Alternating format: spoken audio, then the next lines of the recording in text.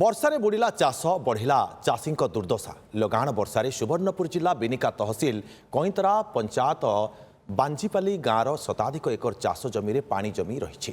ତଳି ପଚିଶଡ଼ି ନଷ୍ଟ ହେବାକୁ ବସିଲାଣି। ଏପଟେ ରାସ୍ତାରେ 25 ଫୁଟର ଘାଇ ସୃଷ୍ଟି ହୋଇ ଚାଷ ଜମି ବାଲିଚର ହୋଇଯାଇଛି। ଏନେଇ ଚାଷୀଙ୍କ ସହିତ ଅଧିକ ଆଲୋଚନା କରିଛନ୍ତି ଆମ ବିନିକା ପ୍ରତିନିଧି ଦିଲ୍ଲୀପ ସାହୁ। दिल से बना और प्यार से खिला Farmby, super healthy, super tasty. ଲାଗି ରହିଛି ତୁହାକୁ ତୁହା ବର୍ଷା ଆଉ ଏପଟେ ବୁଡ଼ି ରହିଛି ଚାଷୀର ସୁନାର ଧାନ ଫସଲ। ତ ଆମେ ଏବେ ଅଛୁ ଗ୍ରାଉଣ୍ଡ ଜିରୋରେ, ଯେଉଁ ସୁବର୍ଣ୍ଣପୁର ଜିଲ୍ଲା ବିନିକା ଯେଉଁ ତହସିଲ ରହିଛି ବାଞ୍ଜିପାଲି ଗାଁ। ଦେଖନ୍ତୁ ଇଏ ହେଉଛି ପାଣି ତଳେ ଚାଷୀର ସୁନାର ଧାନ ଫସଲ ବୁଡ଼ି ରହିଛି। ଚାଷୀ ଧାର କରଜ କରି ଚାଷ କରିଥିଲା।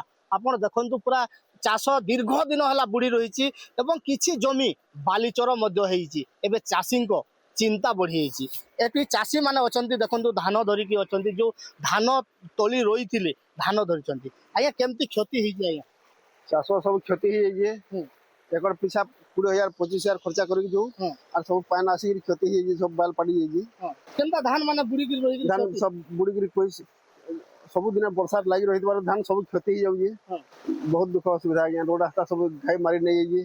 ଦେଖନ୍ତୁ ଚାଷୀଙ୍କର ଯେଉଁ ଫସଲ ଦୀର୍ଘ 8ରୁ 10 ଦିନ ହେଲା ଏମିତି ପାଣିରେ ବୁଡ଼ି ରହିଛି। ଚାଷୀ ଚିନ୍ତା ବଢ଼ିଯାଇଛି। ଆଉ ଜଣେ ବୟସ୍କ ଚାଷୀ ଅଛନ୍ତି। ଆଜ୍ଞା କେମିତି କ୍ଷତି ହେଉଛି ସାର୍?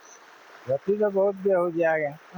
এটা ସବୁଆଡ଼େ ବନ୍ୟା ଏଇଟା ପାଣି ବୁଡ଼ି ଚାଲିଛି। ଧାନ ତ ଦିଶିବାର ନାହିଁ। আর ଚାଷ ତ କେତେ ଖର୍ଚ୍ଚା କରିକିରି ଏଇଟା ଚାଷ କରାହେଇଥିଲା। ହେଲେ ସବୁ ଏଇଟା ବାଲି ବୁଲା କାଟି ଦେଇକିରି ଏଇଟା ହେଇକିରି ଅଛି। ସବୁ ବୁଡ଼ିକି ସବୁ ବୁଡ଼ି ଯାଇଛି। ସବୁ ପାଣି ଫେର କେତେ ଦିନ କାଣା ହେବା ଯେ ଆମେ କହିଗଲାନ ଧାନ କେମିତି କେତେ ଖର୍ଚ୍ଚା ହେଇଥିଲା ଆପଣ ପିଛା? ତ 20,000 25,000 ଖର୍ଚ୍ଚା ହେଇଥିଲା? ହଁ, କଲା ଦ୍ୱାରା ରୁଇ ସବୁ ସାର ସବୁ ବର୍ବାଦ। ସବୁ ତ ବର୍ବାଦ। ଦାବି କ'ଣ କର୍ମା ଆଜ୍ଞା? ଦାବି କ୍ଷତିପୂରଣ କିଏ ଆର୍ଆଇ ତହସିଲଦାର କିଏ BLW ଆସୁଛନ୍ତି? ନାଇଁ ଆସିବାର। ଦେଖନ୍ତୁ ଚାଷୀ ଏକର ପିଛା 20,000 ରୁ 25,000 ଟଙ୍କା ଖର୍ଚ୍ଚ କରିଛି ଏବଂ ବର୍ତ୍ତମାନ ଚାଷୀର ସ୍ୱପ୍ନ ଚୁରମାର ହେଇଛି। କାହିଁକି ନା ଧାନ ଏବେ ପାଣିରେ ବୁଡ଼ି ରହିଛି। ତ ଆଉ ଜଣେ ଯୁବ ଚାଷୀ ଅଛନ୍ତି। ଆଜ୍ଞା କେତେ ଅଞ୍ଚଳରେ କ୍ଷତି ହେଇଛି? ଆଜ୍ଞା କେତେ କ୍ଷତି ହେଇଛି।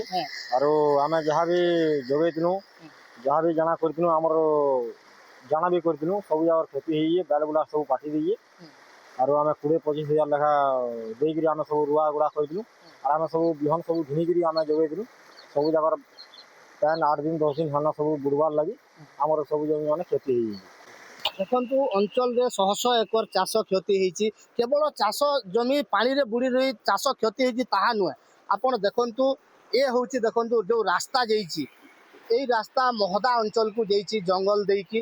ଦେଖନ୍ତୁ ରାସ୍ତା ଉପରେ 20 ଫୁଟ ମଧ୍ୟ ଘାଇ ହେଇଯାଇଛି। ଏପଟେ ଯେଉଁ ଏଇ ଯେଉଁ ବାଲି ଦେଖନ୍ତୁ, ସେ ଯେଉଁ ଚାଷ ଜମି ପୁରା ବାଲିଚର ହେଇଯାଇଛି। ଆଉ ବର୍ତ୍ତମାନ ଚାଷୀ ଯେଉଁ ସୁନାର ଫସଲ ଏବେ ବାଲିରେ ମଧ୍ୟ ପୋତି ହେଇଗଲାଣି। ଏବେ ଚାଷୀ ଚିନ୍ତାରେ ପଡ଼ିଯାଇଛି, କେମିତି ବାଲି କାଢ଼ିବ, ଚାଷ କରିବ ପୁଣି ନୂତନ ଚିନ୍ତାରେ। ଜଣେ ଗ୍ରାମବାସୀ ଅଛନ୍ତି। ଆଜ୍ଞା କ'ଣ କହିବେ? ରାସ୍ତାରେ 20 ଫୁଟର ଘାଇ, ଚାଷବାସ ସବୁ ବର୍ବାଦ। ହଁ ଆଜ୍ଞା, ଚାଷଟା ବରବାଦ ହେଇଯାଇଛି ସାର୍। ଆମର ଏଇଟା ମୁଖ୍ୟ ରାସ୍ତା ଗ୍ରାମର ପ୍ରାୟ ହାରାହାରି 100-150 ପ୍ରଜା ଆମେ ରାସ୍ତାରେ ଯା ଆସ କରୁଛୁ। କେତେ ଫୁଟ ଘାଇ ହେଇଛି ଆଜ୍ଞା?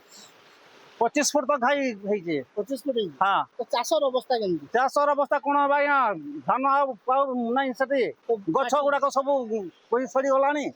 ଦେଖନ୍ତୁ ଯାହା କହୁଛନ୍ତି, ଯେହେତୁ ଦେଖନ୍ତୁ ଇଏ ହେଉଛି ରାସ୍ତାର ଦୃଶ୍ୟ। ଦେଖନ୍ତୁ 25 ଫୁଟର ଘାଇ ହେଇଥିବା ଯାହା ଲୋକେ କହୁଛନ୍ତି।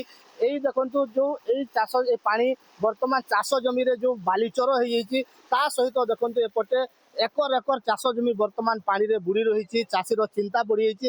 ହେଲେ ଦୀର୍ଘ 10 ଦିନ ହେଲା ଏଇ ଚାଷ ଜମି 8ରୁ 10 ଦିନ ହେଲା ବୁଡ଼ି ରହିଲା ପରେ ବି ଘଟଣାସ୍ଥଳରୁ କୌଣସି ସରକାରୀ ଅଧିକାରୀ ଆସୁନାହାନ୍ତି, ଯେଉଁଥିପାଇଁ ଚିନ୍ତାରେ ପଡ଼ିଯାଇଛନ୍ତି ଚାଷୀ।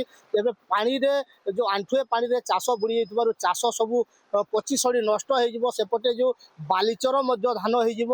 ତ ଚାଷୀ ଏବେ ଚିନ୍ତାରେ ପଡ଼ିଯାଇଛି। ଯେଉଁ ଏକର ପିଛା 20,000 ରୁ 25,000 ଖର୍ଚ୍ଚ କରି ଯେଉଁ ଚାଷ କରିଦେଲା, ପୁଣି ନୂତନ ଚାଷ କେମିତି କରିବ ତାକୁ ନେଇ ଚିନ୍ତାରେ ପଡ଼ିଯାଇଛି। କେମିତି ସାହୁକାରୀ ଋଣ ମଧ୍ୟ ପରିଶୋଧ କରିବ ଚିନ୍ତାରେ ପଡ଼ିଯାଇଛି। କ୍ଷୟକ୍ଷତିର ଆକଳନ କରି ଚାଷୀମାନଙ୍କୁ କ୍ଷତିପୂରଣ ଯୋଗାଇ ଦେବା ପାଇଁ ଦାବି ହେଉଛି। ତେବେ ଆଗକୁ ଦେଖିବାକୁ ବାକି ରହିଲା କେବେ ଚାଷୀଙ୍କ ପାଖକୁ ସରକାରୀ ବାବୁ ପହଞ୍ଚୁଛି ଏବଂ ଚାଷୀ କେବେ କ୍ଷତିପୂରଣ ପାଉଛି। ବିନିକା ବାଞ୍ଜିପାଲିରୁ ଦିଲ୍ଲୀପ କୁମାର ସାହୁ, OTV।